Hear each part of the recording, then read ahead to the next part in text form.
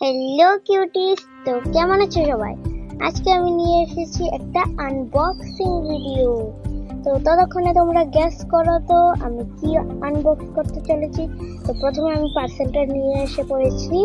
তারপরে আমাদের কাট করার জন্য লাগবে কিছু একটা। তো আমি এখানে ইউজ করব কেচি।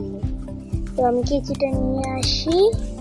আর দেখুন, এটা কিন্তু আমি মিশো থেকে অর্ডার দিয়েছি, তাই কিন্তু এটাতে মিশো লেখা। তারপরে এই যে আমি কেচিটা নিয়ে এসে পড়েছি।